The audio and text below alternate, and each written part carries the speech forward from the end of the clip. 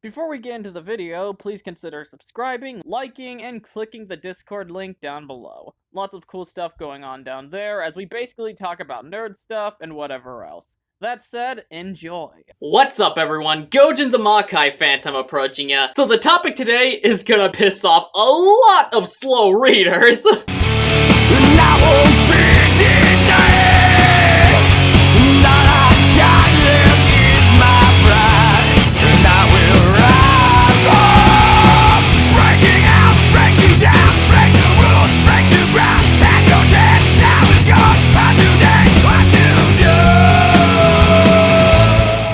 So, if you're acquainted with the foreign media community, you've likely heard the debate on subtitles versus dub. This is something that I wanted to make a video about for quite some time, as it always sort of confused me, given the fact dub is one of the main things that stigmatize some of the biggest foreign properties. However, there's actually a sizable portion of the community that accepts these translations, that not only refuses to enjoy art in the language these works came from, ironically enough, but make arguments in its defense that I admittedly take issue with. But let's get into the meat and delve into why I carry a distaste for the concept and most of the discourse surrounding it. This is likely the most common critique brought towards dub, and one I've already kind of established at the beginning of the video. Now, a lot of defenders of voice translation tend to dispute this claim and go on about, oh, there are good dubs, or oh, the Japanese ones are just as exaggerated. We just don't notice what isn't in our language. Which, to go on about the latter, that is nothing but a fallacy formed only so those can cope about the fact they themselves lack confidence in the versions they enjoy, and as a result, try downplaying the impact of the performances in the way it was made to be viewed. First of all, the argument makes little to no sense, as just because they're saying words that sound like gibberish in our ears doesn't remove the ability to be able to read what the character is thinking or feeling. That's like saying just anybody could have played Jabba the Hutt in Star Wars, since there's nobody in our world who speaks his language. So as a result, no talent is necessary. Now, in all fairness, it might not be as easy to tell as someone who sticks to their own language 90% of the time, so hearing other ways of speaking might not even sound like words to you, especially in animation with the voice delivery being literally all you got to work off. But in that case, wouldn't it just mean that your lack of understanding for the language is distracting you? But it's all about attention. Once you've experienced enough overseas content like myself, it doesn't even matter what they're speaking anymore. You're able to read the subtitles to the point you forget you don't even speak the language, and it becomes just like any other movie, show, or video game.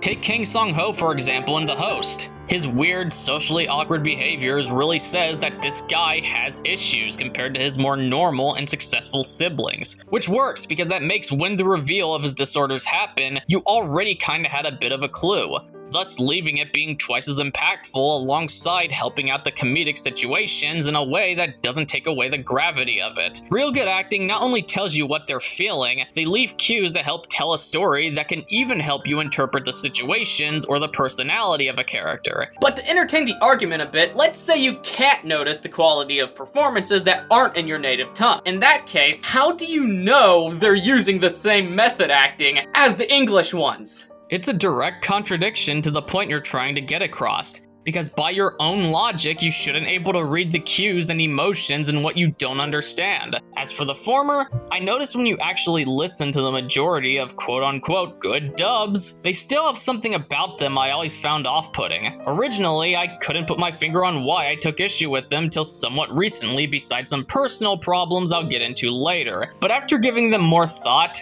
I began to understand my issues with them better. Looking at a dub many prefer to the original Dragon Ball Z, it isn't terrible by any stretch of the imagination. In fact, it's better than most I've seen.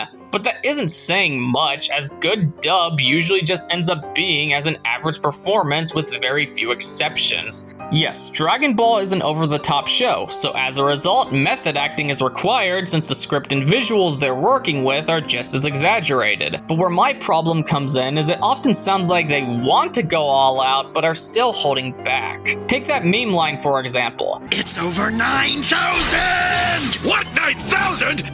There's no way that can be right! It's crazy enough to have warranted its use by multiple people, so clearly in context it had some effect. But when you actually listen to the line, it kind of feels like while he's trying to mimic the sound of a yell, he doesn't want to go so loud where he causes a scene. So in a sense, it almost comes out like an enthusiastic reader of a book trying to make it sound more epic than somebody actually in the situation. Seriously, remove the angry visuals, remove any context of that scene that you're aware of, and ask yourself this: what emotion is he giving? Now, I'd say he put enough heart into it where the scenario and animation makes the anger more naturally expressed, but the delivery itself can't tell a story on its own. So the critique here isn't the over-the-top method, because that's the show, but more so him not putting as much oomph in it as he should have.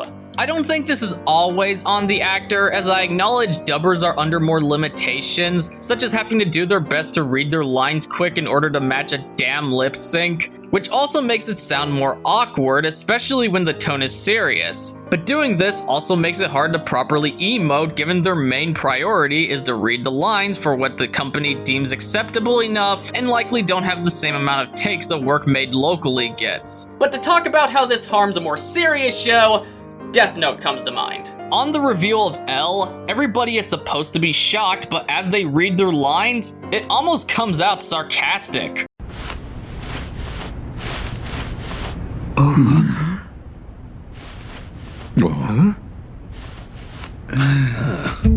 Ooh, ah, ooh. And when it doesn't sound simply like people more worried about translating the story rather than offering a genuine performance, they just don't understand the characters they're playing. This, however, brings me to something I fell in love with these past couple months: Nier Automata. 2B is meant to be a character who bottles up all her emotions and belief androids' only purpose in life is to serve humanity and offer no value of their own. This made whenever stakes got high all the more impactful, because when 2B displayed how she felt, Yui Ishikawa put so much passion into her delivery. It felt like years of bottled up emotions, because when they did show up, with the exception of a few moments, she'd bring out subtle feelings, providing the vibe she's trying to keep them hidden on those scenes. But she told the story, when you do that, the extreme comes out.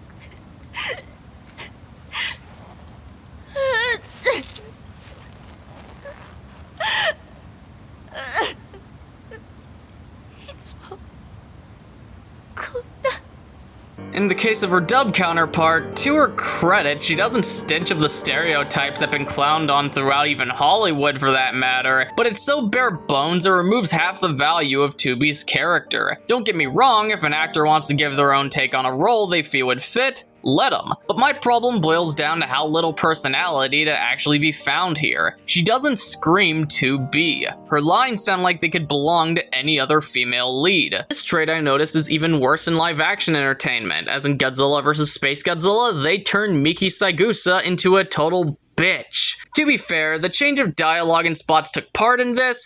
You stupid men are all the same! You don't have to kill him! But when it decides to remain fairly accurate, what's her excuse there? Don't you understand? He also has feelings. He has feelings the same as we do! If you couldn't tell by the conflicting facial reactions, which are more of a problem with dubbing live action material, Miki here isn't supposed to be crying. I think that's what she's supposed to be doing. She's trying to explain everything to Shinjo in a calm yet still somewhat emotional tone, but she isn't yelling at him. She understands why he doesn't get Godzilla, because not everybody has the same telepathic connection she does, but is still frustrated because everyone else is out to kill him because of that. 大切なのは相手を理解すること。心を通わせることでしょ? Now, I know there's gonna be someone in the comments that are gonna mention some genuinely well-executed dubs, and I want to make this clear. They are out there, but they're a needle in a haystack if we're being honest. The two leads in the American edit of King Kong vs. Godzilla actually do good with the script. They know the movie has an emphasis on comedy, and this alteration took that satire and ran with it, and their tone of reading comes off natural. It isn't overly quick, and they play them up in the humorous fashion the Japanese counterparts provided. Same can be said for the controller of Planet X from Final Wars. The villain is portrayed to be this fun, not too serious antagonist like Emperor Palpatine, and, just like Kazuki Kitamura, he has fun with the role while he's still taking the appropriate notes seriously to remind the viewer he's still a threat. Or more widely praised example, Studio Ghibli movies. But this mostly comes down to the fact that those films are dubbed by none other than Disney, and they pretty much treat these like films of their own, because in a sense, these particular releases are, and they hire some of the most big-named actors like Betty White, Liam Neeson, Christian Bale, Gillian Anderson, and so on. All these examples I mentioned are something you can listen to and not come to the conclusion that they're dubbed. And that isn't common, but what truly gets me is when these examples are brought up, the fans tend to say stuff like, these are better than the originals, without actually going into what these do better. Make no mistake, these are just as good. And I say that with my preference to dub aside because I can't name anything they do better on more than a personal preference. But same goes for the translation. When you say something is better in a more complex way than I like this personally, you're implying that there's a shortcoming in some shape or form that prevents them from being top of the line. Like, explain how Koichi Yamadura could have improved his delivery as Spike Spiegel in Cowboy Bebop. He was charismatic to display a sense of confidence in his job, but also somewhat calm where it does add up behind that smugness as a broken man struggling to get through his daily hunt, but hiding it so nobody else notices. I think what we're dealing with in this aspect is people found a rare dub that actually matches up with the original, so as people who prefer to go without reading, this is their go-to way to experience it.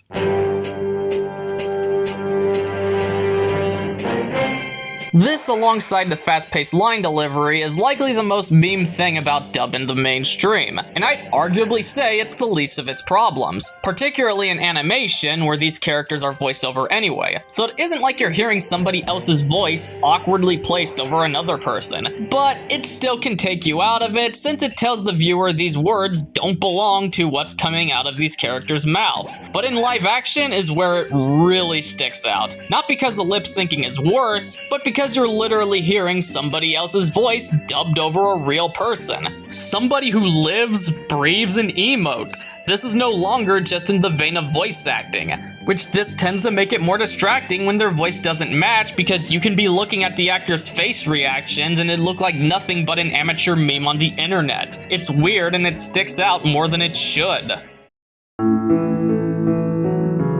You've likely heard similar arguments to the one I made in this video previously, at least in terms of the basics, but this one I believe is mostly unique to me, and that is this.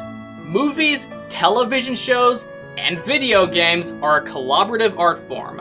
What do I mean by this? Simple. There's more to storytelling than writing. Special effects, musical score, cinematography, and of course, acting has a part in that. Actors offer the emotion and cues to a character in their situations that can lead to more storytelling than what even the writer and director were intending. They bring that person to life and help build the art as we know it. When you remove that, it's no longer the same because in a sense, they remade a portion of the media. The artist is different as is their direction they're willing to take the character. Now, if we really want to talk about alteration, we could discuss Yuka Takiguchi's role in the Shin Japan Heroes universe. When this whole thing was brought to light, there was two sides speculating how it would go. On the first hand, there was the Toku enthusiast like myself who was hyped and admittedly hoped they were gonna lead up to this big Avengers type crossover. Then there was the skeptical side who thought this was just a big brand collaboration to sell merch, just like the Godzilla vs. Evangelion one. But how it turned out was a much more grayish area, where they do connect, but it's more so along the lines of Takashi Shimizu's Village trilogy, where the biggest tie-ins come from little details like a simple character they share jumping in to basically just say hi, though it's a bit more complex in Shin's case. In all of these movies besides the Evangelion stuff, Yutaka Takanaguchi portrays a mysterious character with a similar role, starting from Shin Godzilla as a government official, Hideki Akasaka, to a nameless government official in Shin Ultraman, to yet another government official named Tachibana in Shin Kamen Rider. Now you might be like, come on Gojin, they're completely different people, they don't even share a name. And in that case, I think the subtlety Anno brought in the story is going over your head. In the Shin Ultraman novelization, Anno himself hints that Takanaguchi is perhaps playing the same character. The book Shin Ultraman Design Works states that while the worldviews of the two films may be somehow connected, copyright considerations prevented anything too obvious. That said, there are still a few winks at the audience which this video will chronicle. And in each movie, you only know so much about him, and what you do know comes back to that theory, but only going under different names depending on the case. Even Yutaka Takanaguchi himself stated in an interview when playing the characters he noticed the cues Anno was leaving putting him in these roles, and played the parts accordingly. Yeah, I know, doesn't tell you shit, expects you to pick up on his hints, Anno's basically a goddamn woman. In a dub, that could be lost in translation, given the actor voicing his roles may have a different direction they want to take the character, or they may not have even watched the other films to have an idea what the original intent even was. That's not even mentioning the fact I highly doubt they hired the same voice actor for 3 movies that take putting puzzle pieces together to find the hidden connection to begin with. And even in terms of writing, that's not fully left intact either, as dubbed is known to make more dialogue changes to appeal to the mainstream in the West. Don't get me wrong, sub makes changes too, but most cases it's to simply fix up foreign words that don't translate well to English. I get why dub does this, the average consumer doesn't want to read or go to something too out of line of their own culture, but sometimes the changes make no sense within the visuals or are just straight up retarded. Look at this scening for Pokemon. Someone is eating a fucking dumpling and they call it a donut. These donuts are great! Jelly-filled are my favorite! Nothing beats a jelly-filled donut. Why? It's not like the average person doesn't know what a goddamn dumpling is. And even then, does it matter? It affects the plot in absolutely zero way. I'm cool with these types of changes if it's an American edit like Godzilla King of the Monsters or Mighty Morphin Power Rangers, given how despite being localizations of foreign property, they also did their own thing with it, giving them their own value even I sometimes tune into. Even though I think this concept, despite how long it's existed, hasn't been executed to its full potential yet. I can take old Italian horror films like Demons despite the usual dub line delivery, but I don't feel like I'm watching a butchered piece of art, as there is no original language version. Back in the day, they'd shoot these movies at an English track, then pitch the original and go on with their day. It's still a damn shame it went that way, because it still carries the usual dub problems, but a lot like American edits, these are all we got to work with. They are the pure form of these movies, for lack of a better term. I know somebody is gonna pull up the weeb card despite me establishing this expands more than Japanese media, but I'll say it. Dark Souls, Silent Hill, and Devil May Cry are Japanese-made games, but they're made with the English audio in mind, even though the option to play them in Japanese is there for people who don't want to read. But again, they're not what the games are made in mind with. So just like everyone else, I play them in English. I remember hearing all this hype about the Asian release of Devil May Cry 4 carrying the option to play in Japanese, and I didn't care. I bought that release because I wanted a physical copy of the remaster, and like the others, I stuck with the English voices. Or to go on about an English game given new audio, let's talk about the Silent Hill HD collection. That release, while luckily contained the original audio, also created new ones because for some reason they wanted to, I guess. The acting in those games isn't by any means award-winning. They're fine, but room for improvement was there, even though they failed at even that. But for the sake of the argument, even if they did surpass the acting in those releases, I still wouldn't play them that way. Because if I wanted the new voices in Silent Hill 2, I'd play that upcoming remake, not the supposed original. Now, an exception to this rule is Ghost of Tsushima. But that isn't as much a dub for the Japanese players as it is a secondary option placed into the game to really capture the aesthetic of the era and the old samurai films that inspired it. Hell, you even got a Kurosawa mode that uses the Japanese audio with a black and white look. So there was certainly an attempt to mimic those films here. That's why to give a full review on the game, I want to play it in both languages since both are valid ways to experience it. And speaking of reviews, this brings me to my next point. It makes reviewing media more of a hassle than it really needs to be. Like, how do I rate a foreign property with dub in mind? Do I say like, oh, the subbed version gets a 10 out of 10, but the dub it goes down to like a 7? Or do I give one rating based on both versions? Now, if this is the case, that's pure and utter horseshit, as I don't have that extra standard that's almost never met for media in my own language. So why would it be fair to bring that on to stuff that isn't? What if we were to look at Hollywood movies and look at the countless foreign dubs and take those into account in our reviews to decide whether or not there's a well-acted version out there? It'd be a total mess when diving into a film's acting, where it wouldn't even be worth it by that point. Now to conclude the video, I'm not here to gatekeep what you can or cannot watch. Watch what you want however you want. I ain't here to belittle anybody for how they choose to experience a piece of media. My purpose here is to simply state why I avoid it and to address some arguments I found to be in bad faith. I don't think dubs shouldn't exist. I think it has its place in the world by getting those who don't want to read into some mostly foreign property. And of course, getting the attention of children. Without dub, I wouldn't have been able to become obsessed with Godzilla like I did at such a young age.